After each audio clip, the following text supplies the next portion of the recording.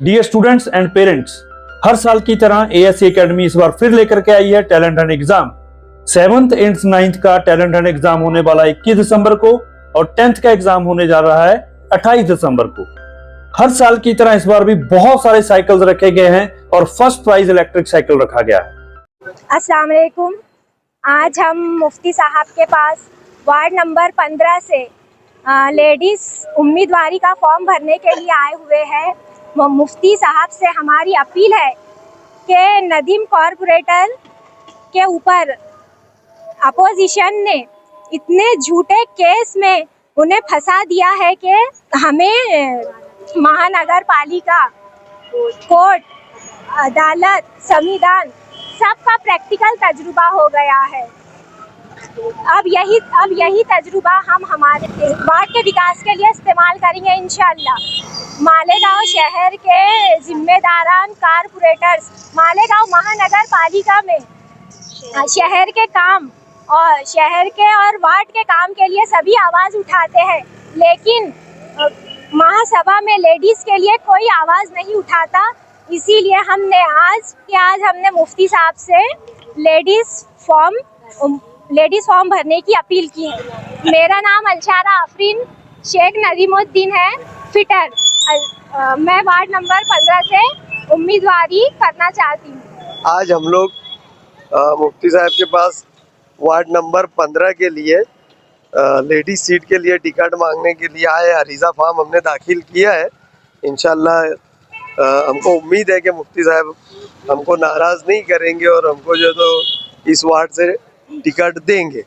ये जो अरीज़ा फॉर्म है हमने साबिक कारपोरेटर नदीम फिटर की वाइफ के लिए, उनकी बीवी के नाम से भरा है। लेडीज सीट के लिए अलशारा आफरीन नदीमुद्दीन उर्फ नदीम फिटर का अरीज़ा है और हम 13-15 साल से आज मुफ्ती साहब के साथ है। असम्बली में हो, कॉरपोरेशन में हो, कभी भी हो, हम मुफ्ती साहब के साथ खड़े रहे हुए हैं और पूरा शहर जानता है कि हमारे यानी मुफ्ती साहब के साथ रहने से अल्हम्दुलिल्लाह क्या माहौल बना हुआ है। क्या है, हमारी मुफ्ती साहब से एक मुअद्दिबाना गुजारिश ये रहेंगी कि आप जो है तो एक मरतबा हमको वार्ड नंबर 15 से मौका दो, क्योंकि वहाँ पर हमने 2 मरतबा उम्मीदवारी किए हुए हैं वार्ड नंबर 15 से। इससे पहले एक मरतबा समाजवादी से और एक मरतबा राष्ट्रवादी से। तो इस मरतबा हम चाहते हैं कि मुफ्ती साहब के टिकट से वहाँ से लड़े और वहाँ पर जो भी मसाइल है, बहुत देर वहाँ पर अभी है, वो मसाइल को इंशाल्लाह हम हल करेंगे। ये हमारी पहले मुफ्ती साहब से बात हुई। मुफ्ती साहब ने हमको कहा कि तुम अरीज़ा फॉर्म दाखिल करो, इंशाल्लाह पार्लियामेंट्री बोर्ड फैसला लेंगे। नदीम फिटर कानूनी अड़चनों की वजह से शहर में नहीं है, तो इसका इलेक्शन अगर कभी सब टिकट देते हैं तो इसको किस तरीके से? हाँ, बहुत अच्छा सवाल है। नदीम फिटर तो कोशिश जारी है कि वो इलेक्शन पीरियड में उनकी कानूनी पेचीदगियाँ ख़त्म हो जाए। अगर खुदा ना खास्ता नहीं भी होती है तो हम 7 भाई हैं और हम पूरा परिवार नदीम फिटर का जो है तो उनकी बीवी के लिए इलेक्शन लड़ेगा और पूरी ताकत के साथ इंशाल्लाह जीतेंगे, ऐसा हमारा जो है तो मानना है।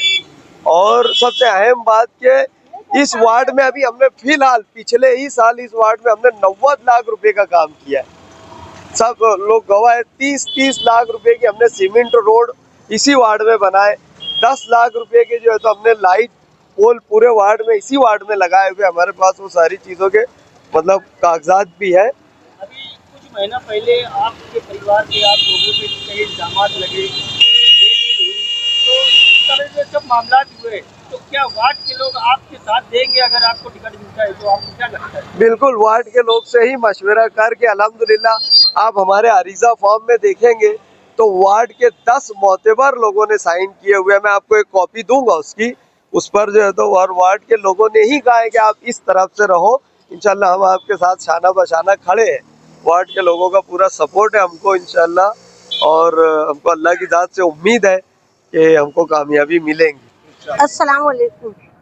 मैं 15 नंबर वार्ड से अपनी देवरानी को चाहती हूँ मुफ्ती साहब सुने और हमारे लिए कोशिश करे, क्योंकि मैंने पहले भी 3 मरतबा उसी वार्ड से, क्योंकि हम वहाँ 40-45 साल से रह रहे हैं, और हम वहाँ काम करना चाहते हैं और करते हैं।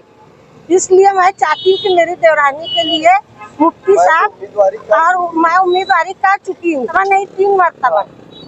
एक मरतबा आजाद उम्मीदवार खड़ी हूँ, एक दफे समाजवादी, एक दफे राष्ट्रवादी।